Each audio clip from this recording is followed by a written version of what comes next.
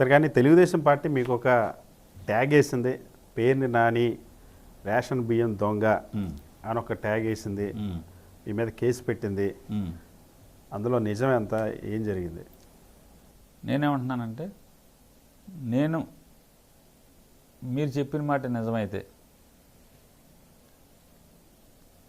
ఆ కేసులో నన్ను ఇంతవరకు ఎందుకు చేయలేకపోయారు?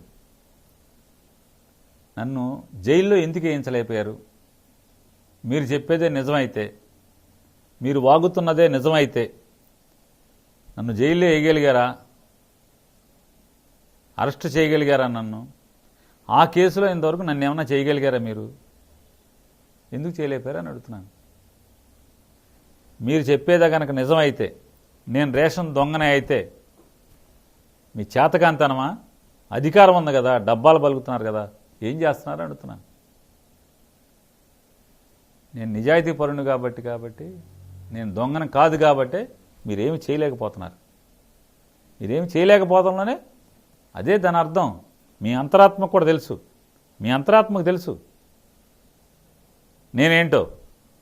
కానీ నేను నా దాడిని లేకపోతే నా ఎదురు దాడిని తట్టుకోలేక మీరు మాట్లాడేది ఏంటంటే ఇది మాట్లాడుతున్నారు. నేను అట్లా నాలో ఏమన్నా ఆ నేరం ఉంటే, వాళ్ళలో తప్పు ఉంటే నేను కుంచుకుపోయాను, ముడుచుకుపోయాను. నేను నికార్సుగా ఉన్నాను, నేను నిజాయితీగా ఉన్నాను, నాకే పాపం తెలియదు కాబట్టే మీరు నన్ను ఏమి చేయలేకపోతున్నారు. మీ మీద నేను ఎదురు దాడి చేయగలుగుతున్నాను. మీ భార్య జయసుధా గారి మీద అదే విషయంలో కేసు పెట్టారు, ఆమెని పోలీస్ స్టేషన్ వరకు తీసుకొచ్చారు, ఆమెను అరెస్ట్ చేయడానికి టీమ్స్ పంపించారు. ఆ పరిస్థితి ఎందుకు వచ్చింది? దాని వెనుక మోటో ఏంటి? నేనే మోటో. నన్ను కొంగదీయాలంటే, నన్ను మానసికంగా చంపే, లేదా నన్ను అప్రతిష్ట పాలు చేయాలి, నన్ను రాజకీయాల్లో యాక్టివ్గా లేకుండా చేయాలంటే అదే. అంతకుమించి వేరే మార్గం కనపట్ల. అన్నీ అయిపోయినాయి, అన్ని దాడులు, అన్ని జల్లెడు పడతాలు అయిపోయినాయి. నాస్తులు జల్లెడు పట్టడం, income tax enquiry, ED enquiry, vigilance ఎంక్వైరీలు, సిఐడి ఎంక్వైరీలు అన్నీ అయిపోయినాయి. చేయటానికి ఏం మిగలేదు. కాబట్టి ఇదే ఏకైక మార్గం అనుకునే ప్రయత్నం చేశారు. భగవంతుడు మా ఎంత ఉన్నాడు, ఆవిడకేం ఇబ్బంది జరగలేదు. ఆవిడ ఆ సందర్భంలో ఎలా నిలబడ్డారు సార్? ఆవిడ ధైర్యంగానే ఉన్నారా? అటువంటి సిచ్యువేషన్ ఎప్పుడు ఫేస్ చేసినటువంటి దాఖలాలు లేవు. చాలా సంవత్సరాల నుండి మీ ఫ్యామిలీ పాలిటిక్స్లో ఉన్నప్పుడు కూడా ఎప్పుడు ఇలాంటి సిచ్యువేషన్ రాలేదు కదా. అంటే ఆ ఒక 15 రోజులు మానసికంగా తను కుంగిపోయింది బాగా. ఆవిడ వేదన, అసలు ఎందుకు మనం బతికున్నాము, ఈ పరిస్థితిలో మనం ఊరు దాటి బయటికి రావటం ఏంటి అనేది ఆ 15 రోజులు.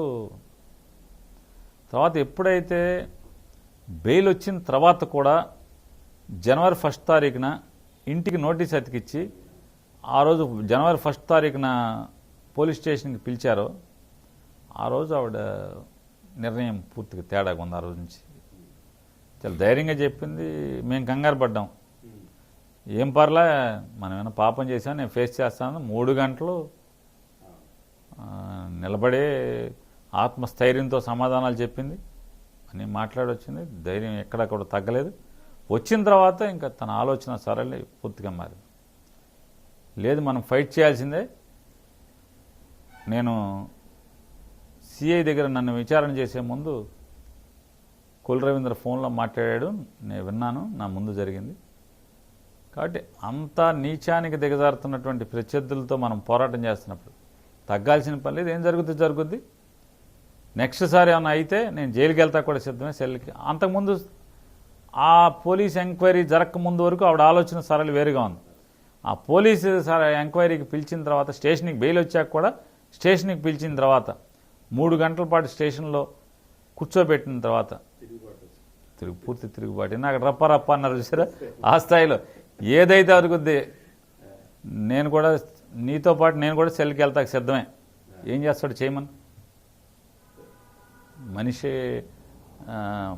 మనిషి అన్నవాడు ఎవడు ఆ రకంగా దిగజారి ప్రవర్తించకూడదు. సరే పద ఫేస్ చేద్దామని అక్కడి నుంచి విపరీతమైన మానసిక ధైర్యం వచ్చేసింది.